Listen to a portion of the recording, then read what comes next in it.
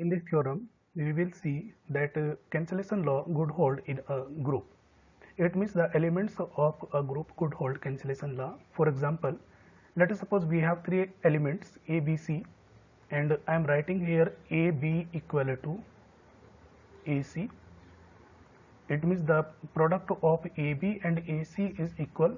Then this A can be cancelled by this A, and in this scenario, B will be equal to C. This is for multiplication. Similarly, for addition, if I am writing A plus B and which is equal to A plus C, then this A can be cancelled by this A,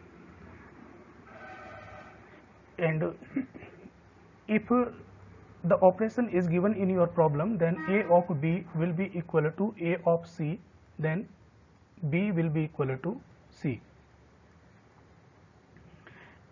Student will noted it very carefully. If group is not abelian, then they cannot change the order of these two elements. It means A of B cannot be equal to B of A if the group is not abelian. Here in this problem, in this theorem, it is given that cancellation law could hold in a group. We will see in group.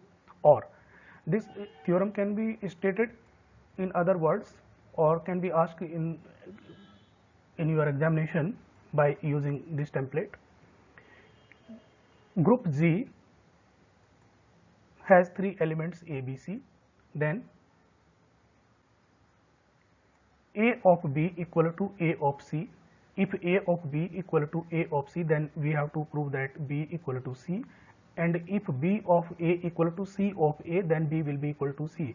It means we can operate this element A either from left or either from right. It can be cancelled. This left A can be cancelled by the A of right side. So we will focus on this statement, and we will start the proof of this theorem by assuming this statement. Let us suppose we have a group G, and this group G has three elements A, B and C. As we know that G is a group, so obviously it will hold an identity. It means every element of this group G will have a unique identity. Let us suppose E be the identity of this group. And if A of B equal to A of C, now we will start from here. We are using A of B equal to A of C. Now we will operate A inverse from left side. So the A inverse on A of B and A inverse on A of C. Here A inverse is being operated from left. So we will apply associative property because group is also hold associative property. So A inverse of A and B, these two elements will be clubbed together, and similarly in right hand side A inverse will be operated with A. As we know that if we multiply a element A by its inverse, or if we operate inverse on an element, then we get identity. So E will be equal to B. E of B will be equal to E of C. And we know that E of B, if we operate identity on an element, then we will get that element as it. Similarly in right hand side, if we operate identity on C, then we will get this element C as it. So B equal to C. So if we are taking this statement A of B equal to A of C, then we get B equal to C. It means this A has been cancelled. So the cancellation law would hold, and this calculation is given in our next slide. Yes, this was the result. Again, we have assumed that B of A equal to C of A. In our previous slide, we have taken A of B equal to B of equal to A of C. It means the cancelling element is existing in left hand side. Now, and we have proved that this A can be cancelled. What will happen if this element A is operating in right? It means we have B of A equal to C of A. Then cancellation law is holding good or not?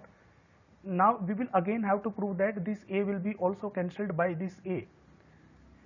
this only, the proving up to here is not sufficient. Student will also have to show operations from left hand side as well as from right hand side.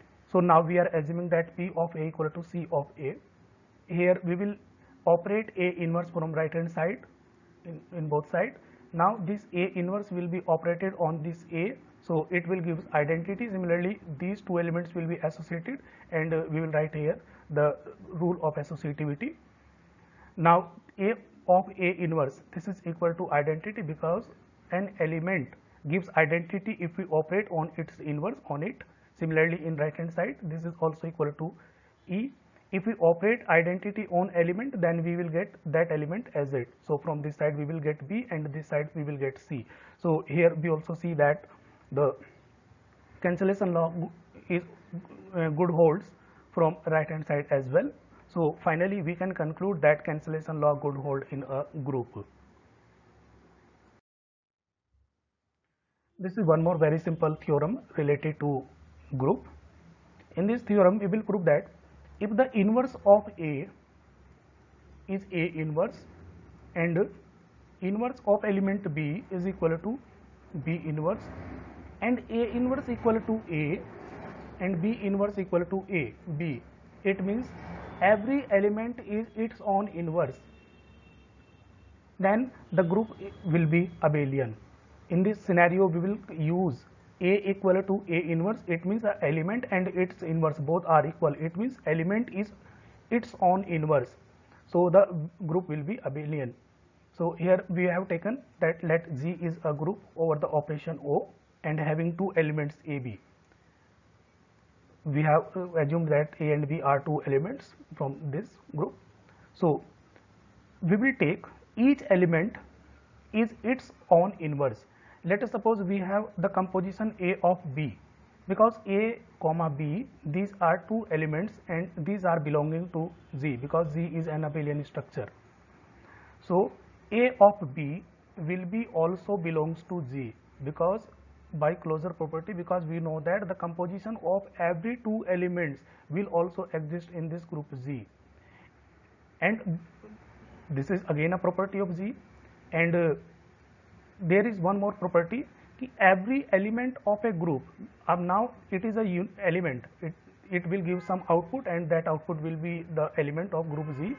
Now this element, this is an element, and we know that every element of a group has its inverse, so A of B inverse will also exist in Z.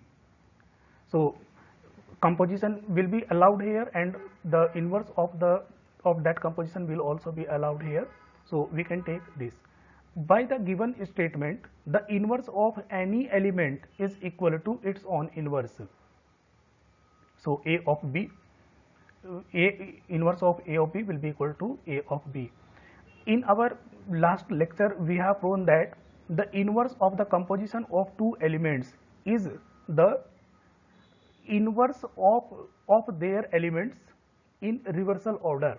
It means if A of B inverse, the whole inverse of A of B, that will be equal to B inverse of A inverse, which we have proved in our last example, last class.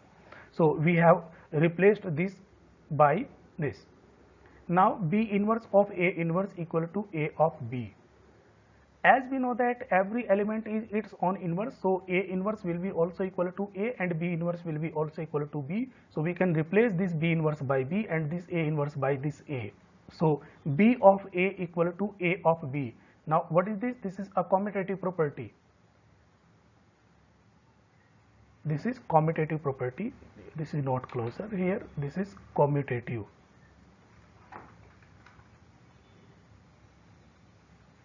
Commutativity.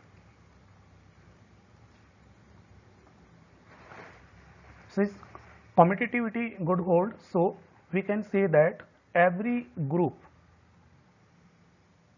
will be abelian if its elements are its own inverse. Thank you.